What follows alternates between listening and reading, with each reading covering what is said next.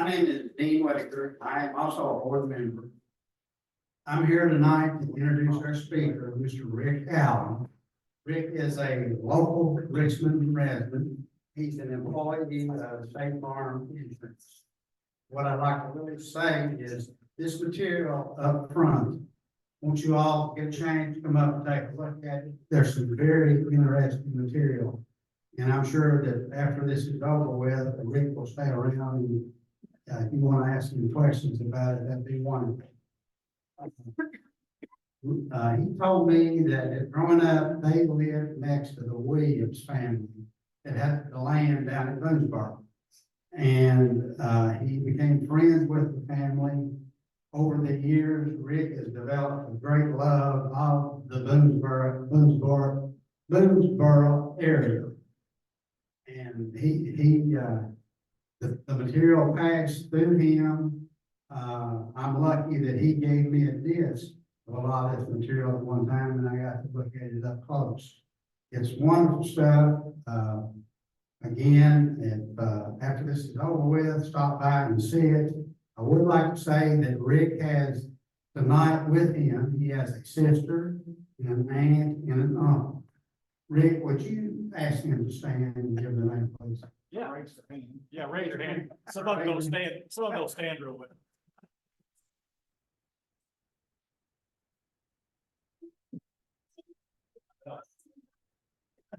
That's what I told somebody, everybody invited is older than me and knows. We're glad to have this, and I'm sure that Jenny Marie would be glad to answer some questions after the meeting also. She used to give tours with the Kentucky River Museum, and at this point, Rick has taken over that particular job. With that, I will turn the program over to Mr. Rick Allen. I would like to say one other thing. The book Boonesborough that we're selling over here is a fairly new book done by Harry Enoch. If you love Boonesborough and enjoy seeing photographs of it, it's a wonderful, wonderful book. So take a look at it before you go out if you don't have it. Rick, when you're ready, we're ready for it. Yeah, they're ready for it. Yeah. Still in there? Yes. Now try to share. Thank you.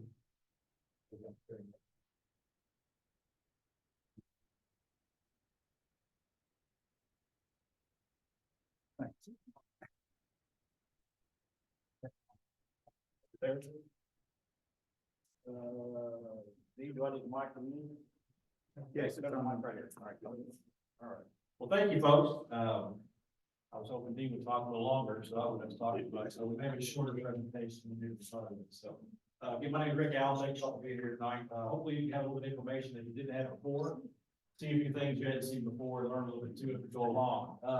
We're going to talk mainly about the resort period of Fort Boonesborough State Park. Before it was a park, after it was a fort. So we're going to be talking about that time frame there. And basically, we kind of need to pay homage to where it came from.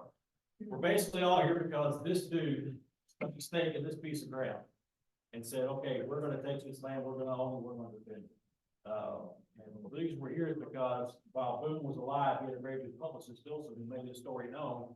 And one of the more famous stories that he had was the capture of the cavalry in the Boonesborough, which made him more famous by James Fenimore Cooper and the last of the which is based on the story here. So that's the reason we're here more or less to celebrate this time. Because you look at the timeline of Boonesborough, millennia was a dirt field. That's all it was. It was dirt.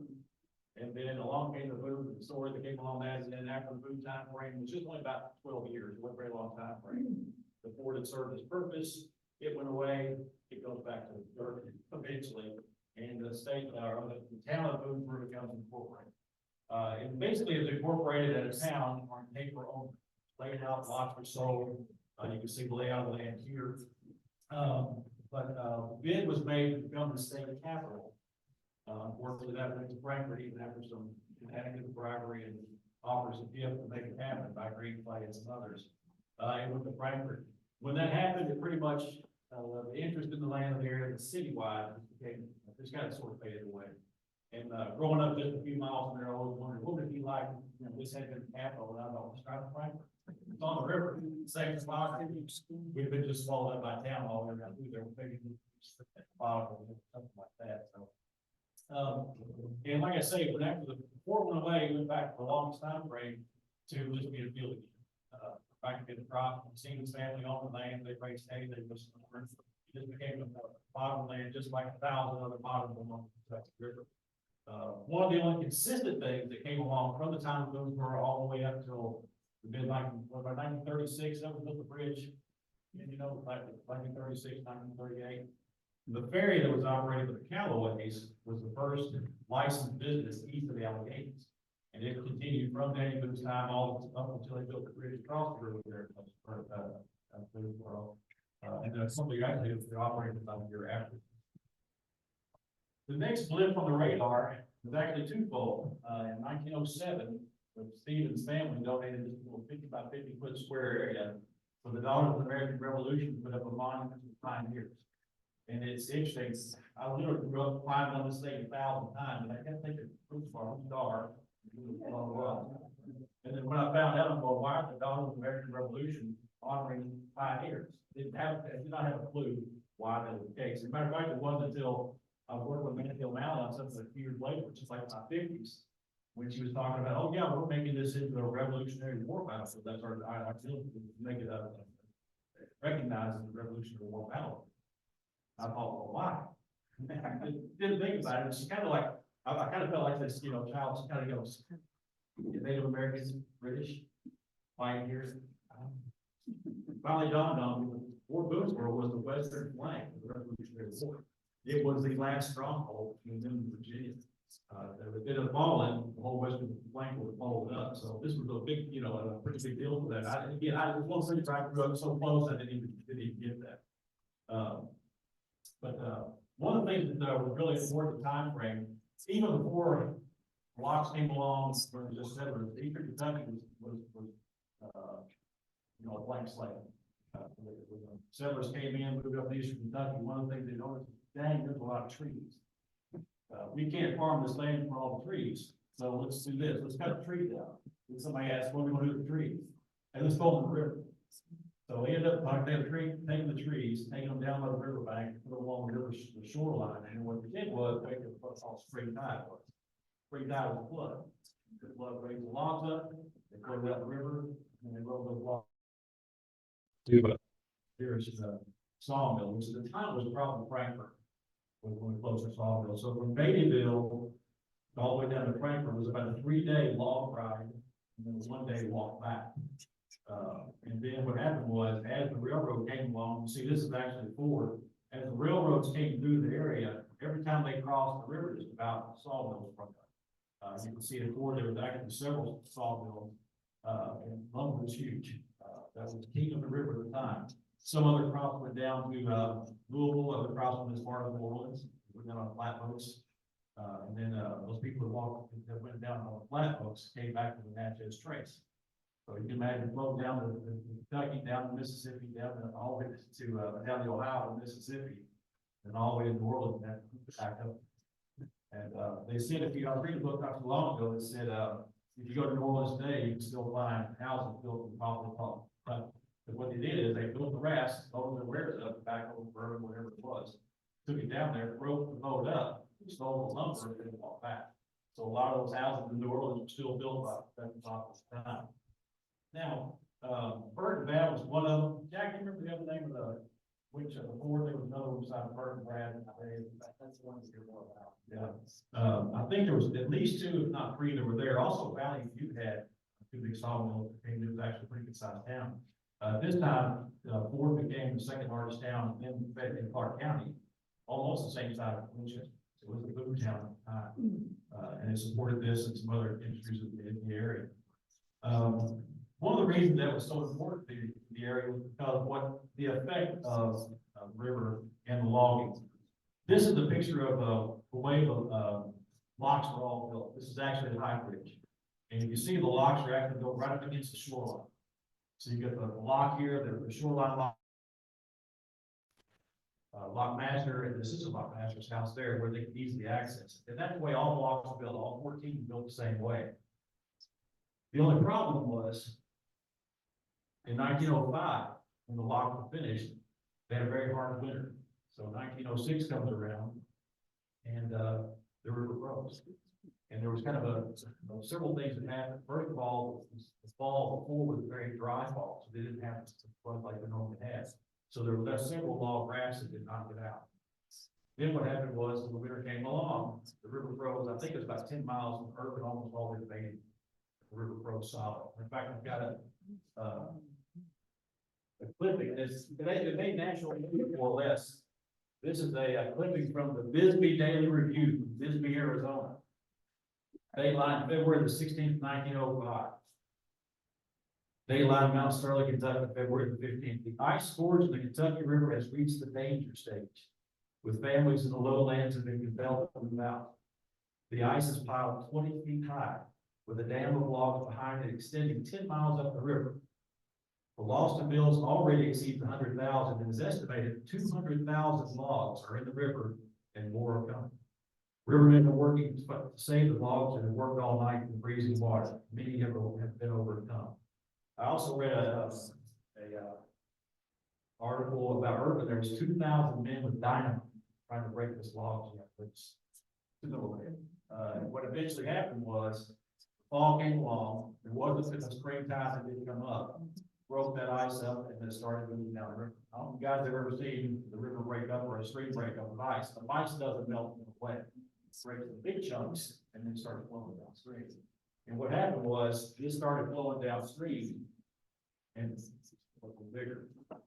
As I said earlier, the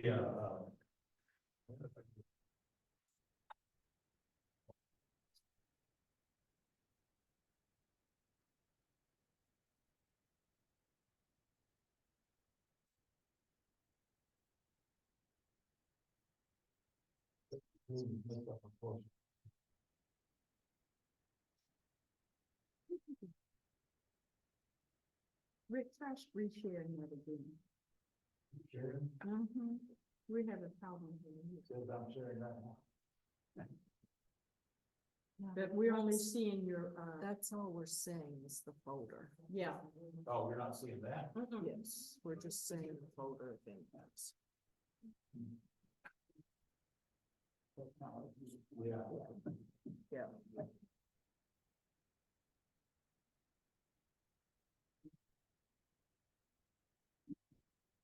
Click on that black one at the bottom. This one? Yes.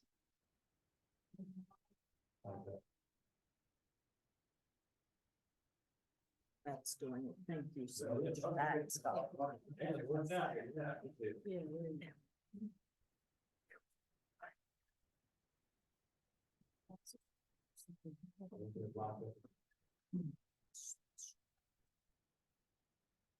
There we go.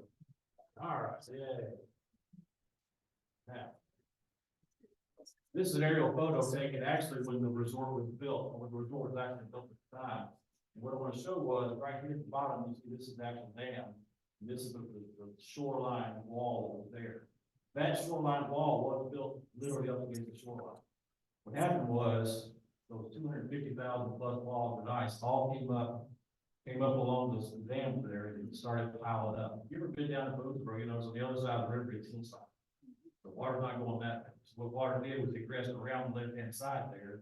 And from right here all the way downstream, 150, about 100 yards of the shoreline was torn out for a quarter mile downstream.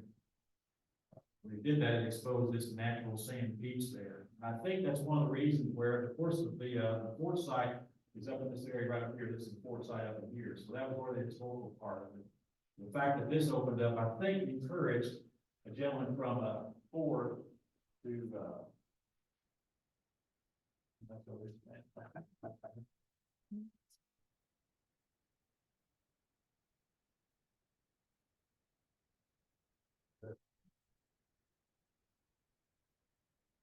This is a fourth effective New York report that the following description of Boonesborough was sold by the Stevens family. But Dr. says W.J. Williams is actually Dr. David J. Williams, who bought the property for $60 an acre. Considered low price at the time. He bought that land, and this is Dr. Williams that's there right now. He's a Welsh doctor that actually immigrated late 1800s to Ford. when it was a boom town, became a doctor. There was a couple of doctors that were there. Evidently, he was a pretty prosperous doctor and a pretty good entrepreneur. One of the things I heard was he always got paid.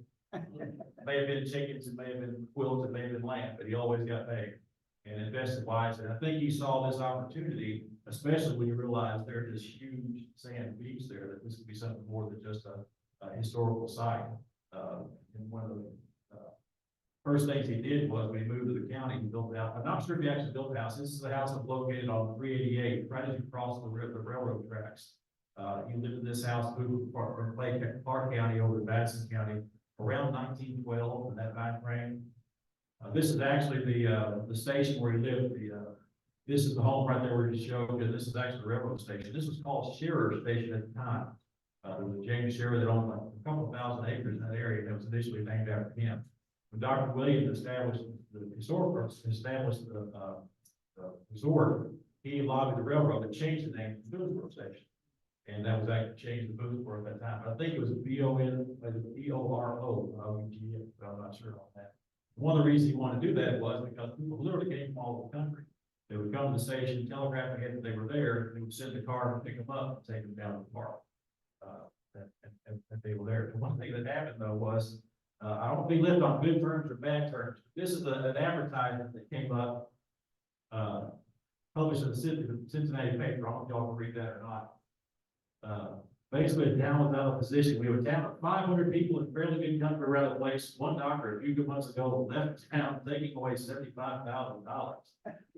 When he came here 20 years ago, he had nothing. Would you mind putting your paper in ad for a new doctor? And I come to find out that was a pharmacist that was mad when the doctor left. So, complex they live on. Go right ahead. Okay, he was the doctor. My grandfather knew great. Was law master at this, I can go in number 2. Before he got there, he worked up at Ford for Dr. Williams' house. He worked up at Ford for Dr. Williams' house. And, he, by reason and everything, he and my grandfather were good friends. And he delivered all 13 of our grandparents' family. And when the white minister at that time tried to do our grandfather in, Dr. Williams said, "Come on, John, we want to do something." But our grandfather, Dr. Williams, So you're asking about the connection? You birthed us all. That's why. You birthed most of the people there. Well, once Dr. Williams got the land, he actually started improvements pretty quick. One of the first things he did, of course, was build a hotel. The hotel also had, there was also cabins that were associated with that. If you look up on the hillside behind it, there's one cabin up in here. The log house, you can see back behind there. This was actually down what we call the main river park there. And one of the big draws was they had black and white sulfur spring, I guess traditional at the time. So it was a spa / resort. They also had the cabins that were along the shoreline here. I think there was around 14 cabins. I heard it was 10 to 14 cabins that were here.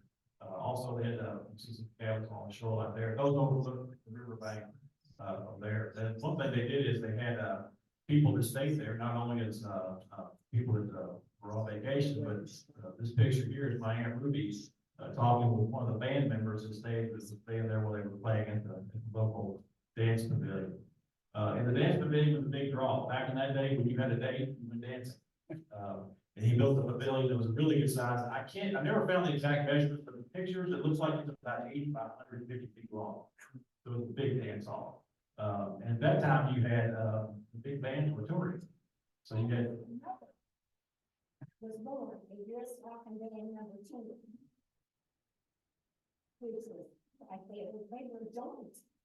But the Boonesborough resort was. Yeah, the lock and dam were the, they call the reservation. Yeah, right beside each other. When our curators see him, we do some research, had Callaway they played there, and Wayne Miller. And the story is, the big bands were coming to the area, to those big cities, what better place to start? Boonesborough, the hotel, food. the beach in the dance hall where they could practice their music. So, man, that's booming, we're talking about that. And my grandmother danced with Lawrence Welk, not there. Lexington, she did dance with Lawrence Welk, so growing up, Sunday night, Lawrence Welk was on. Yes. And my father said you weren't Dallas because you were the only entrance.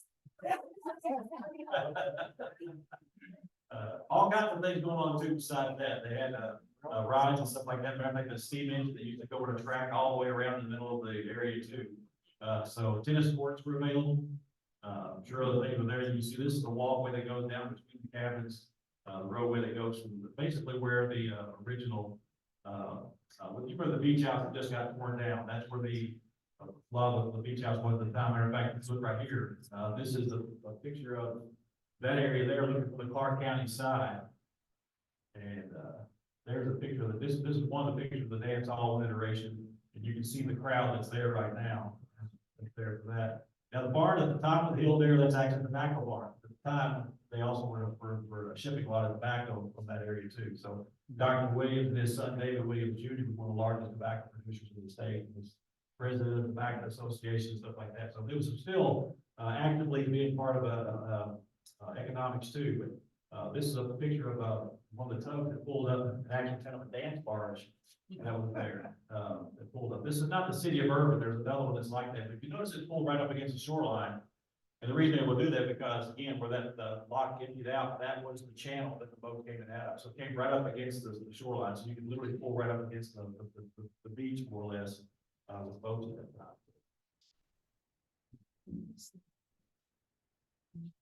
Here's another one. You can see this is another shot of the different paint job of the dance hall. And you can see the size of, look at the side of the cars here, the side of the dance hall. There's a gentleman walking along here. Walking along there. The river also has a dive platform. I've got a better picture of that somewhere. But if you look at that dive platform, it's sitting about 6 feet off the water. You get somebody there's about 5 feet tall, assuming another 5 feet up here, diving off the platform, 15 or 20 feet off the water. They also had swings that were part of it too. You can see the lower part there, the swings that were there. In the background, you can see the hotel, dance hall there. So there's a lot going on. Of course, they had concession stands, and those concessions run from many of by Kilmer to Foreman actually had the concessions. There was the radio, what was the name of the radio that Packy worked for, that they Central Music Company that was in town. Where Pacos used to be on Water Street. Yeah. That was Central Music Company. He owned that same thing. He also ran had the contract for the bathing beach too. Do what? No, my grandfather worked. Yeah, worked for it. So, this is a picture of 1922 to show you that there was a lot of people that showed up here. And, yep. Yes. Mother said it was they would call the river rats. But they right there on the beach. So they would go in and get on the diving board and they would dive in and the whistle was in. If you dive out or jump off the rock wall, in order to prove that you had been to the bottom, you had to bring up a little handful of sand. So Mother had jumped off, to go down, and that's hard to do because I've done it. Mother said she jumped down and got sand, and guess what? Her hand went into a girl's head. And what had happened, a bunch of kids had come over from Lexington, the beach, which was a no-no for them. And she fell off and ran, and they got scared and ran away.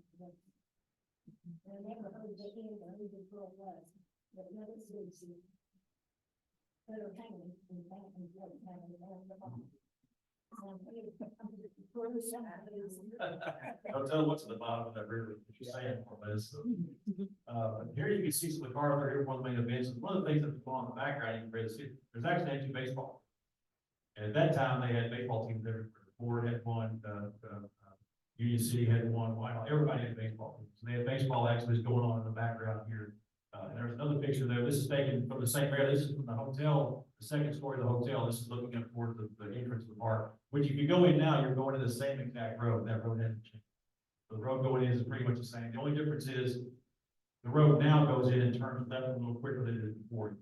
Before it went all the way down to where the beach house was and then turned left and went along with the cabins were on the park side. But this is still the same entrance that you go down now to where the park. And that went over decades. We're not talking about this twenties, we're into the thirties and forties that like that. Now, of course, one of the things that happened was, ebbs and flows of the time. So one of the things that happened when he first bought the park, when he first operated, there was a lot of things going on there, and he always embraced not only the history of the area, but also the economics of it too. This is that one patch we saw, the empty land around it, this is that state monument, and you see he's got cabins basically encircling that. So he brought the cabins right up to that area. And one of the other things that was in that area too was what they call a witness tree. This is called a boom tree. This is a sycamore tree that was located in the hollow, it's called Sycamore Hollow, which is kind of the largest sycamore stand in the area. And this was a tree that was actually around when Boone was here. So during the siege of Boonesborough, this tree was in Sycamore Hollow. And to kind of get a sense of scale, if you look at the bottom here, you see this limb that's sticking out there. There's 5 of my relatives standing on that with roof spared. And you can see how, see up here, people, it's really popular, everybody carved their initials all through that. My grandmother said when she was growing up, she remembers men going and taking bullets out, their balls out, and using them for sinkers and fish. So that there at the time. And this tree was there until the 1930s. They eventually had to cut it down because of the tree. It started to rot, so they cut it down. And a professor from Eastern, J.T. Norris, went down and harvested wood, and they turned that into a lot of commemorative gablets. We have one down at the Kentucky River Museum. But so we've got still pieces of the boom tree that are around now for people to see. And you can see where things are having taken off. There was a lot of paper clippings about it. People were coming from all over the places, so Winchester, Paris, Indiana. And one of the things that happened was, this was a really interesting thing. I'll blow that up a little bit. This is a Lexington Herald article about a trip that was made by somebody you probably heard of before, or at least heard a little bit about it. Dr. William Mayo, Mayo Clinic, decided he wanted to come visit Dr. Williams from Minneapolis. So what did he do? He would take a boat ride from Minneapolis all the way down to Kentucky. So he took a trip all the way down from there, actually brought his car down to the steamer. So very popular place that people were literally coming from all over the place to go to that. Because when you stop and think about it, it was the time frame it is. We're starting out in the 19-teens. That's when automobiles were just getting popular. Railroads were coming in. We're able to travel more and more all the time. And then when you get into the 30s, early 20s, population or the economy's booming, you know, the roaring 20s are going. So people are traveling, people are doing things they didn't normally do. So this is one of the great things that we get with that. One of the, again, when they're just trying to get all the people in there, they started meeting with the railroad to get different excursions, particularly to Boonesborough. So people from Cincinnati, Louisville, and also from areas around were trying to get specific routes just to Boonesborough. But what their grief is, because they had 1,500 people at the beach on a Sunday. That's a lot of people to get it out of it. So they're always looking at ways to make that more accessible to the people that are around. One of the other things that happened too was a lot of offers were made. This is from 1920, and an offer made by a Chicago amusement company to buy that. And they at that time were going to turn into another 20 island. I'm sure about 9 years later, I wish he probably had it sold to him, but anyway, that didn't go through, of course. Dr. Williams continued to run it. And this is, like I say, people are always trying to get, they really wanted to get there, but they couldn't afford to do it. Now, get across the river, Clark County, you got a ferry right there. But if you're a pedestrian, it costs money to go across it. And this is one of the one of my favorite pictures of this, not because of the ferry, but because of the diligent people over here to the side. If you ever heard the term "don't rock the boat," that's where it started right there. Those people really want to make it over to the park for sure. And they also had a hand ferry that was operated right across the river too. So this was directly into the port, or into the beach. This was the hand ferry that went from the Clark County side over to the Madison County side. I think the ride to the ferry was a nickel. This was you pull across it yourself, so you can see that's how a lot of people got back and forth across. Now, there was one story that I saw about the fort, or about the park. I keep saying the fort, about the park. This is from, I think this is from the Winchester Chronicle, no, Winchester Democrat. It says, "This is what makes it popular.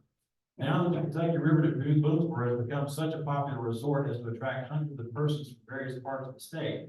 And as much as there was a great deal of comment lately upon the indecency of some of the costumes of some of the bathers, the Democrat would suggest that an officer should be placed at the river if they were such as to embarrass those, suggest that an officer should be placed at the river, and if they were then such as to embarrass those who would respect, to immediately eject those people from the park. The larger bathing suit resorts of the country have regulations regarding this. I think what they're talking about are my hands, right there. And from what I understand, more than one man was warned away against the Walter girls because they wore shorts.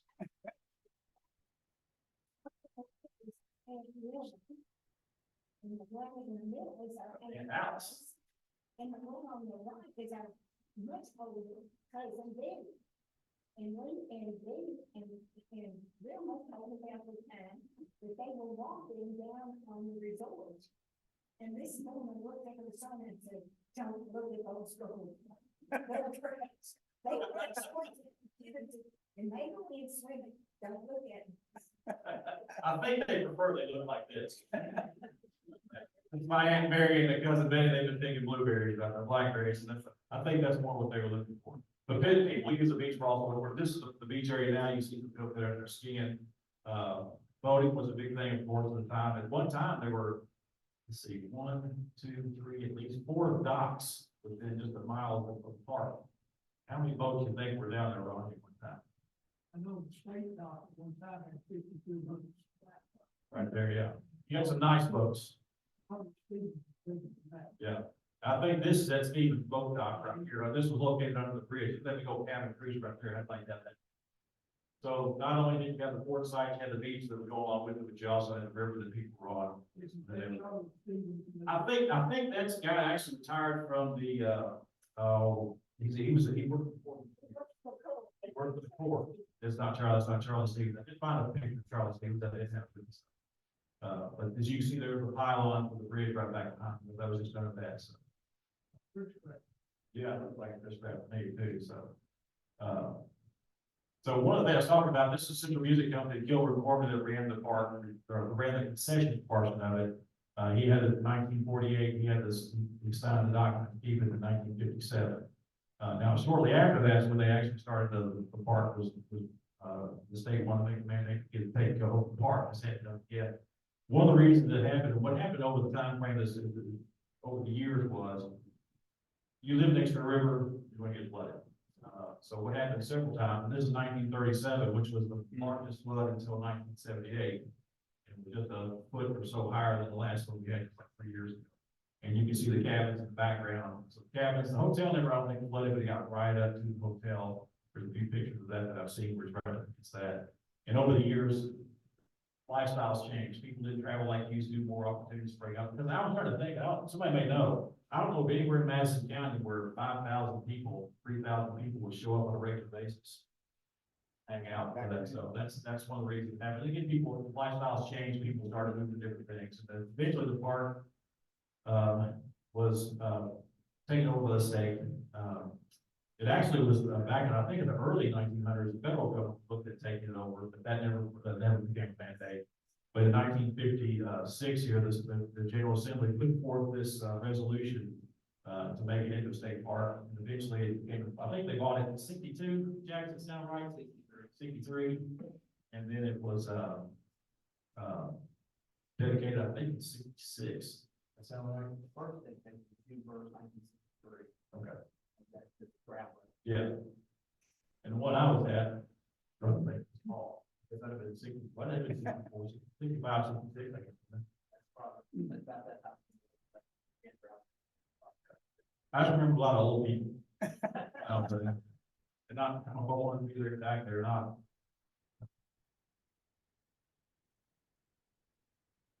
But the thing is, you go after it became a park, it continued to grow and continues to function with the park for a long time. What you're looking at now is one of the Admiral Day parades that they had on the riverbank. And that's started at the dam. This is panning down the beach, as you see that.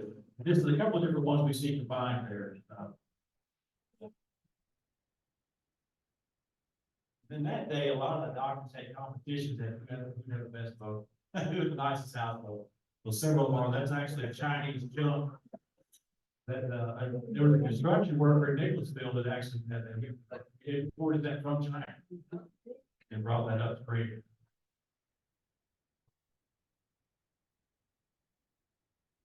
And every kind of crap in the world came up. You had Chinese junk, you had a boat called the Mary Beck, which was which is a barge that was on the Ohio River that was converted to a houseboat. So, and then every kind of house in between.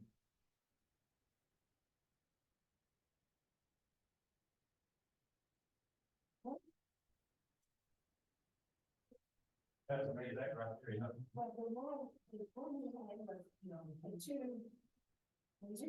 two fields though. And one time we were all on the roof, waiting for the roof, ready to come up and see all the decorated boats and all the other hundreds of people. And we started doing music coming from way down. And when they came up on the top, they had 4 couples dancing the American Minuet, and they had the 1700s attire on, and they won.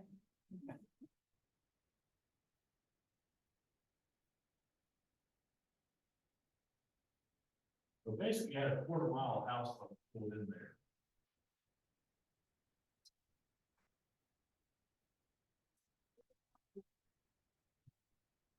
I was about to say, but there's, matter of fact, there's a girl, there's a minuet right there. I think right there. There they are, they're dancing, right? They're dancing the minuet. Is that the music? That's it right there. That's one.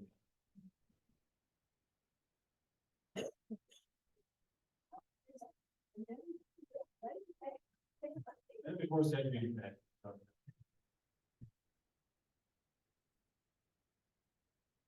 The governor used to take a vote up of Franklin, so he launched Franklin from all the way up. Yeah, which governor did that? President. He was also the governor of education. Yeah. I remember being driving in the window. If you want to drive, you drive. Yeah.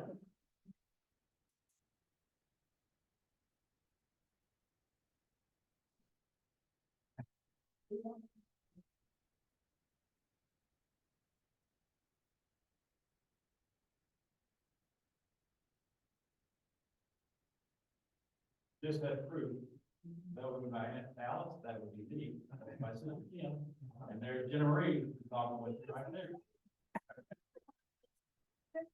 Proof that they were there, so.